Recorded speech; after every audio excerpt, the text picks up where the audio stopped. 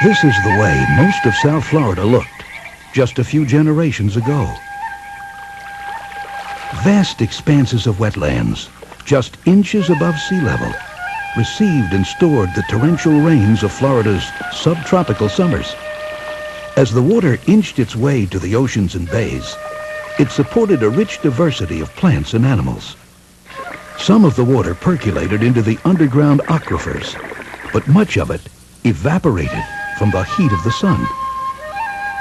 The warm air, laden with water vapor, would rise to meet cooler air, causing the water to condense and fall to the earth again as rain in the eternal water cycle. But what you see here is not what it appears to be. This is man-made, the Wakodahatchee wetlands. In fact, Wakodahatchee is a Seminole word for created waters. These wetlands were developed by the Palm Beach County Water Utilities Department as an important component of its innovative water reclamation program. Palm Beach County is a leader in water conservation and recycling. The Palm Beach County Water Utilities Department provides drinking water, reclaimed water, and wastewater services to more than 370,000 residents in southeastern Palm Beach County. Continued development and population growth in the southern part of the county has stressed our freshwater resources and placed increasing demands on the department's drinking water and wastewater facilities. In response to this, a new Southern Region water reclamation facility was built, with the most recent phase completed in May 1999. The facility has the capacity to treat 30 million gallons of wastewater per day and turn it into reclaimed water.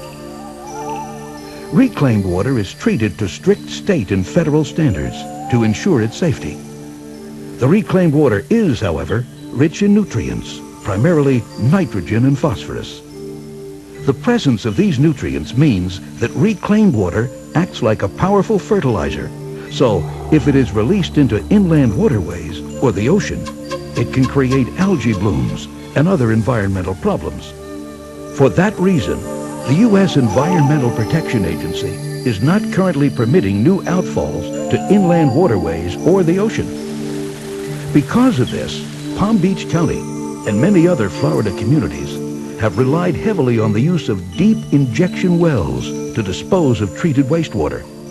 These wells pump the highly treated water approximately 3,000 feet deep into the earth, where it is lost to further productive use. While this technique helps to protect our environment, it has resulted in water being taken out of the Earth's natural water cycle. Palm Beach County has been a pioneer in the use of reclaimed water to irrigate the landscaping at public facilities, such as parks and golf courses, as well as residential lawns, thereby conserving water and minimizing deep well injection.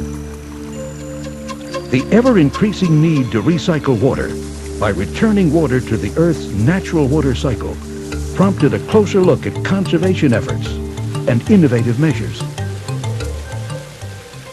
While development has greatly reduced the natural habitat of a wide array of wildlife, continued development has also reduced the land available for the natural percolation of rainwater into the aquifers, the source of our drinking water, and limited the amount of open space available for the enjoyment of residents.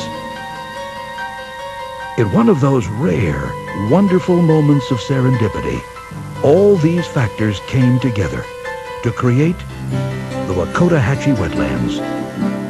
Between November of 1995 and October 1996, 50 acres of unused utility land was converted into 8 emergent marsh wetlands at a cost of $3 million. The area was first cleared of exotic plant species such as melaleuca, Brazilian pepper, and Australian pine. The land was then recontoured to make certain areas shallower or deeper. Then, native species were hand-planted to recreate 4 different habitat zones. Deep water zones were planted with spatterdock, also known as cow lily. The emergent marshes were populated with bulrush, pickerel weed, spike rush, arrowhead, and canna. that are capable of absorbing large amounts of nutrients. Leather fern, cordgrass, pond cypress, and pond apple were placed on the habitat islands, and the upland berms received muley grass, cordgrass, leather fern, pond apple, pond cypress, and Wakodahatchee grass. A 3/4-mile long boardwalk was constructed of pressure-treated pine, making Wakodahatchee accessible to all. There is that wonderful line from the movie Field of Dreams. Build it, and they will come. Well, it certainly applies to the Wakodahatchee wetlands. Over 140 different species of birds have been spotted here, including many that are protected. In addition, alligators, foxes, otters, turtles, rabbits, raccoons, possums, bats, snakes, frogs, lizards, and an uncountable number of insect species have moved in.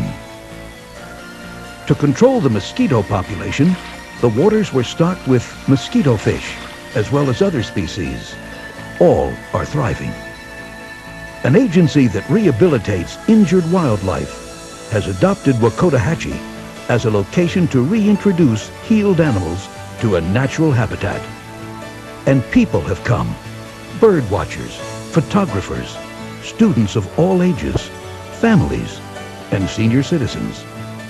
A number of people have volunteered to serve as tour guides, and scout groups have built habitat boxes for ducks, martins, and bats.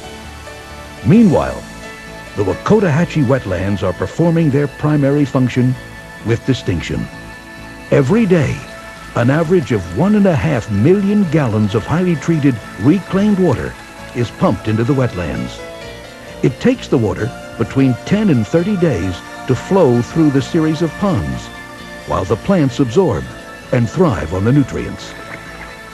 During that time, some of the water will percolate into the aquifer, recharging our underground water supply, and some will evaporate into the air as clouds and precipitation.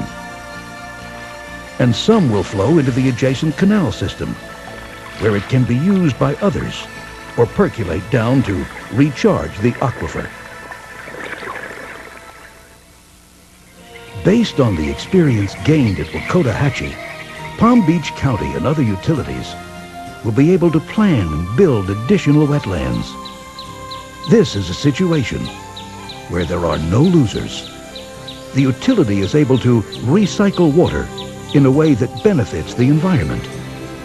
Native plants and wildlife, many endangered, thrive. People gain open spaces for passive recreation and reflection. The schools gain a valuable living biology lab. And it's all happening here at the wetlands of Wakodahatchee.